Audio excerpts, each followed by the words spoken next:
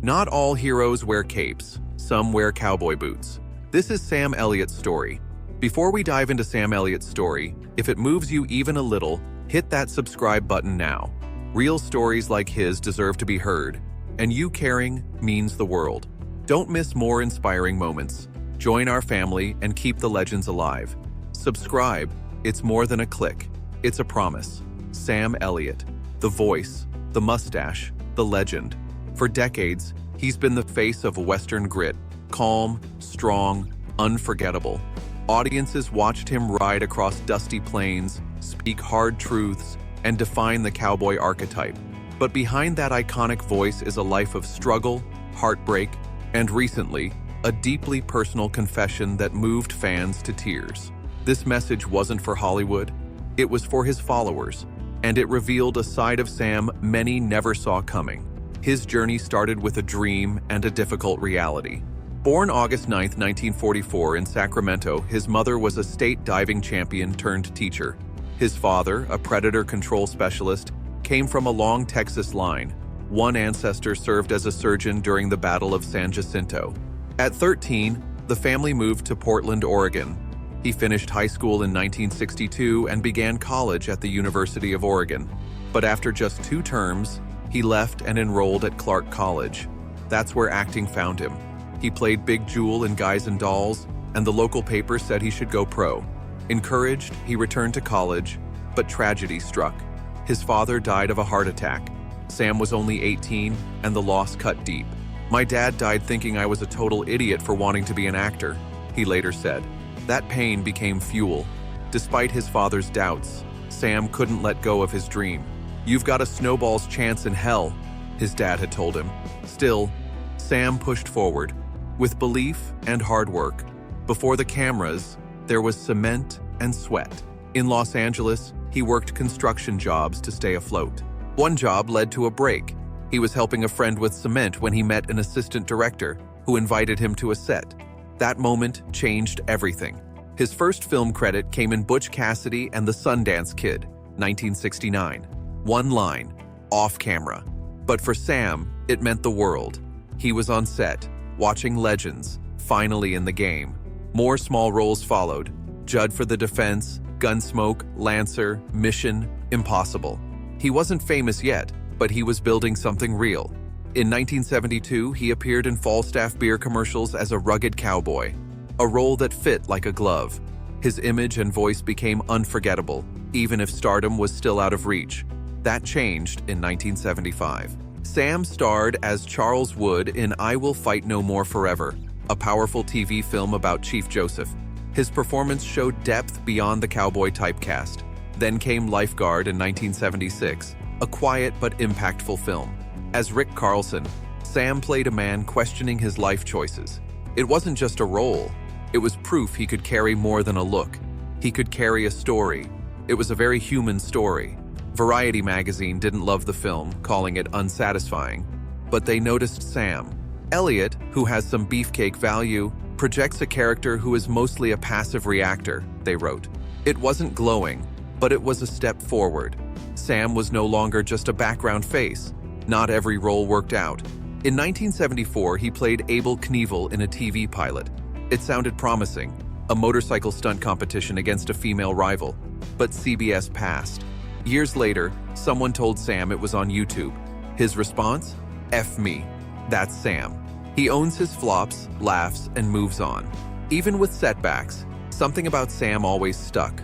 The voice, the steady presence, the honesty in every word. He wasn't just acting, he was believable. And that mattered more than any one part. By the late 70s and early 80s, Sam was getting noticed. In 1977, he starred in the miniseries Aspen. Then came Murder in Texas, 1981, alongside Farrah Fawcett and future wife Catherine Ross. In 1985, he starred with Cheryl Ladd in A Death in California. In 1979, he teamed up with Tom Selleck for The Sackets, based on a Louis L'Amour story. Their chemistry worked so well, they reunited in The Shadow Riders, 1982. Westerns suited Sam.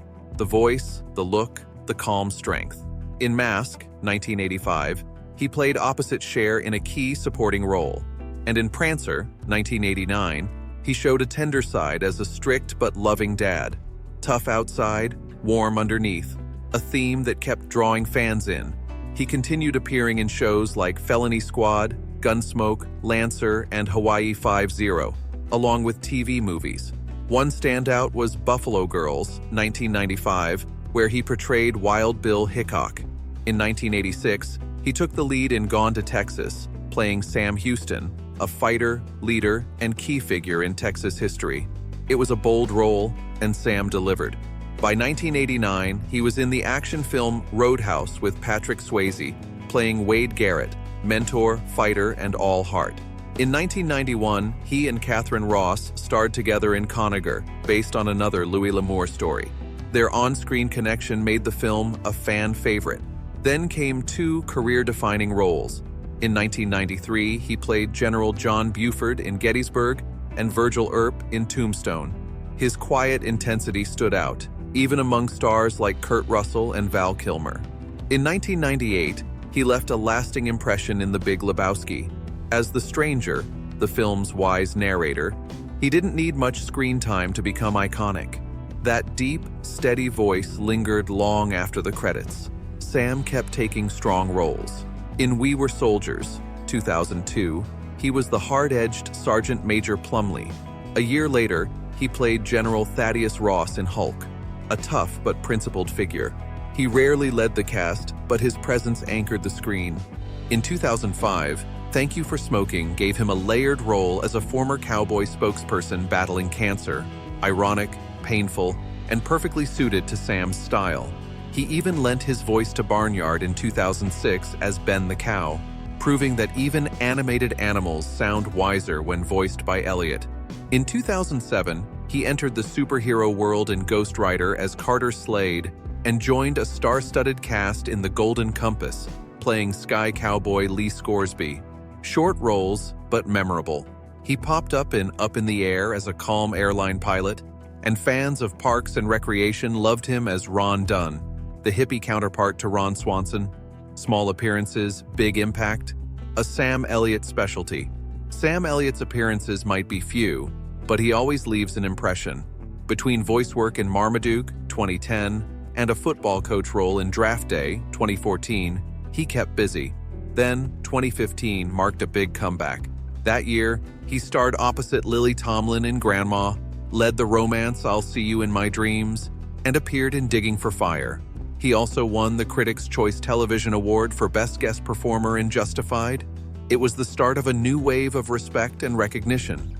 Elliott joined Netflix's The Ranch, acting with Ashton Kutcher and Danny Masterson, winning over younger audiences. He also appeared on Grace and Frankie and voiced Butch in Pixar's The Good Dinosaur. Sam Elliott's big late-career breakthrough came with The Hero, 2017, earning critical praise and leading to his Oscar-nominated role in A Star is Born. In 2022, he starred in 1883, winning a SAG Award for his role as Shay Brennan. Known for honesty, Elliott openly spoke about resisting casting couch advances and supported Me Too. He avoids social media, preferring real connections, and his iconic deep voice is his trademark. His long marriage to Catherine Ross is built on shared values and effort. Elliott focuses on the story and the work, not money or fame. Though he stirred controversy in 2022 over the power of the dog comments, he later apologized sincerely. False death rumors in 2023 were debunked. He's very much alive and returning in the series Landman. Sam Elliott remains true to himself, speaking his mind, staying grounded, and continuing to captivate fans.